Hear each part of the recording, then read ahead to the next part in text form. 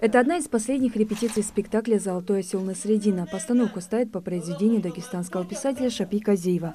Правда, на ингушском языке. В спектакле задействованы начинающие актеры. Если кто-то из них ранее работал во второстепенных ролях, то для Ислама Евлоева его персонаж – шпион Хана. Первая роль на сцене. Мой персонаж – это шпион. Мы как бы хотим обмануть Хана и в то время заработать. Тоже себе денежку. Спектакль «Сказка «Золотой осел Насреддина» для начинающих актеров своего рода экзамен. На протяжении нескольких месяцев они отрабатывали каждую сцену по несколько десятков раз. А если ошибались, на помощь приходил режиссер Мурат Галаев. Думаю, что ребята справились. В основном молодые ребята, в основном задействованы, которые... Для них это большая ответственность, потому что они впервые самостоятельно могут работать и играть. Хан – это первая главная роль в актерской карьере Джамала Шакриева. За 2 года работы в театре он сыграл и казака, и сына Джанхота, и во многих мелких эпизодах. Но чаще всего это были роли второго плана.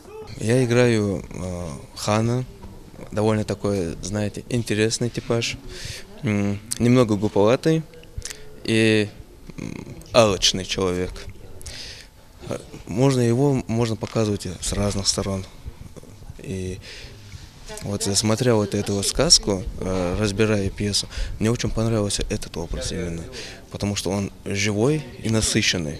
Главный герой спектакля Насреддин узнает о том, что хан решил жениться на его невесте Фатиме. Он обводит хана вокруг пальца и освобождает Фатиму от горбатого, хромого старого жениха. Пускает в ход всю свою хитрость. Хан холша хан тезет долж дина.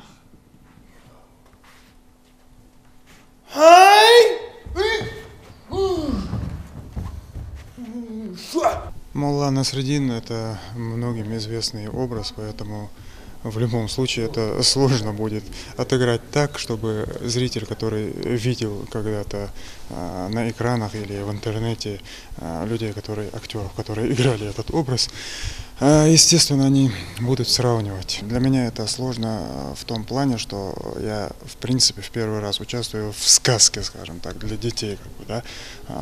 Игра на взрослого зрителя – это одна степь, а для детей это все-таки другое направление. Чуть-чуть надо цеплять детей и зрителей маленьких, скажем так. Единственный женский персонаж – невеста Насреддина Фатима достался молодой актрисе театра Лейле Майсиговой. Поначалу было сложно, признается она, но многочисленные репетиции и помощь режиссера помогли. Вначале мне казалось, что будет сложно играть единственную женскую роль, но потом в процессе репетиции ты как-то привыкаешь ко всему и забываешь о том, что ты там единственная девушка, можно сказать.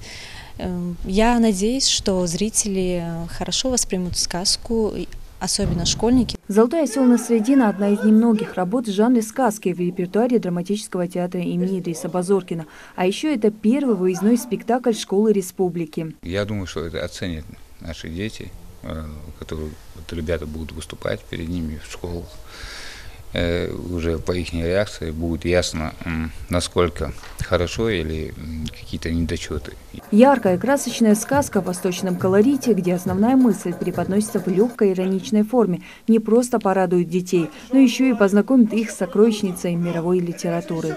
Исходя из того, что вот партнеры по сцене делают, я думаю, они в любом случае зацепят, и дети будут смеяться, потому что у них это хорошо получается. Я пока все-таки не могу отойти от своей серьезности, пока что на репетициях, но думаю, когда зритель появится и дети начнут смотреть, я тоже начну выкладываться.